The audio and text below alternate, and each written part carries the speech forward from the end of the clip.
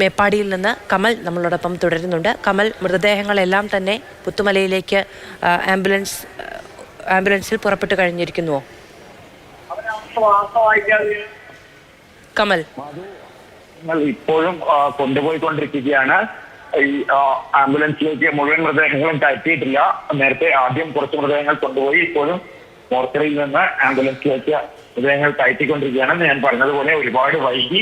ആദ്യം 4:30 സംസ്കാരം എന്ന് പറഞ്ഞു. അതിനുശേഷം ഇത്രയും വൈകി 8:45 ഇപ്പോഴാണ് മൃതദേഹങ്ങൾ കൊണ്ടുപോകുന്നത്. ഇനി പൂത്തക്കൊല്ലിയിലേക്ക് അരമണിക്കൂറെങ്കിലും സമയമെടുക്കും ഈ ആംബുലൻസ് എത്താനായി. അങ്ങനെ അവിടെ എത്തിയതിനു ശേഷം വേണം സംസ്കാര ചടങ്ങുകളിലേക്ക് കടക്കാൻ. എന്തായാലും ആദ്യ മൃതദേഹങ്ങൾ കയറ്റിയ ആംബുലൻസുകളൊക്കെ പുറപ്പെട്ടു കഴിഞ്ഞു. ഇനി ബാക്കിയുള്ള ആംബുലൻസുകളാണ് ഇപ്പോൾ പുറപ്പെടാനുള്ളത്. പൂത്തക്കൊല്ലിയിൽ ആരിസൺ മലയാളം ലിമിറ്റഡിന്റെ അധീനതയിലുള്ള സ്ഥലത്താണ് ഈ പൊതു സംസ്കാരം ഒരുക്കിയിരിക്കുന്നത്.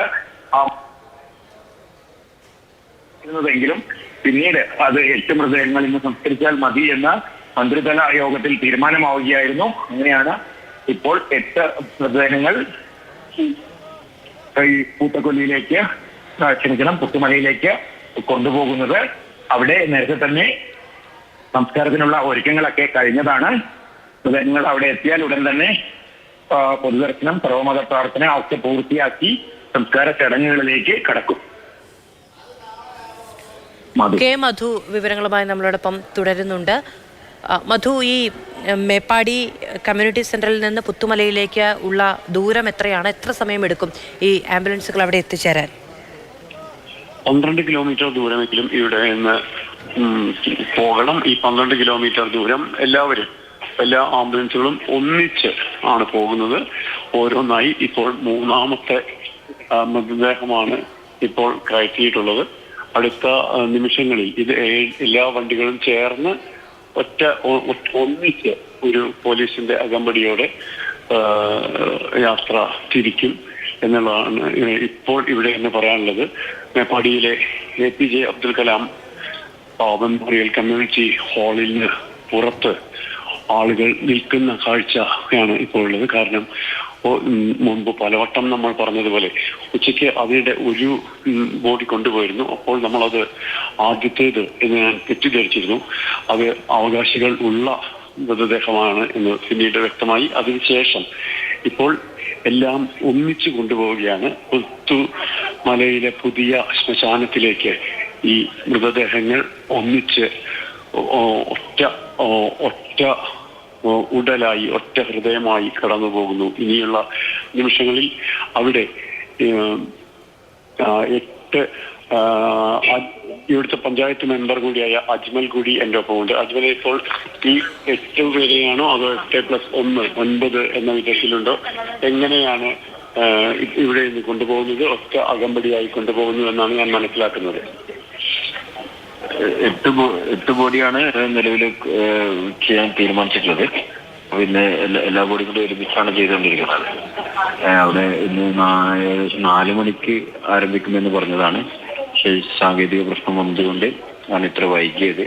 ഒരുപാട് ആളുകൾ ഈ 8 ആളുകളെ യാത്രയാക്കുന്നതിന് വേണ്ടി മേപ്പാടിയുടെ ജനപ്രതിനിധികളടക്കം ഒരുപാട് ആളുകളാണ്, നാട്ടിലെ ഒരുപാട് ജനങ്ങളടക്കം രക്ഷാപ്രവർത്തനത്തിന് നൽകിയ ഒരുപാട് ആളുകൾ അവിടെ വെയിറ്റ് ചെയ്തുകൊണ്ടിരിക്കുകയാണ്.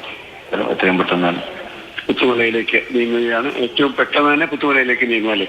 അപ്പോൾ ഏറ്റവും പെട്ടെന്ന് നേരത്തെ പറഞ്ഞതുപോലെ തന്നെ ഓരോരുത്തരെയായി ഈ വാഹനങ്ങളിൽ കയറ്റുന്നു.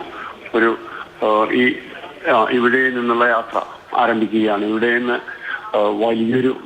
ശരിക്കും വലിയൊരു ജീവിതയാത്രയുടെ ഇങ്ങേയറ്റത്താണ് നമുക്ക് എന്ന് പറയേണ്ടി വരും. കാരണം ഒറ്റ രാത്രി അപ്രതീക്ഷിതമായുണ്ടായ ഒരു മണ്ണിടിച്ചിൽ, ആ മണ്ണിൽ തങ്ങൾ അന്നോളം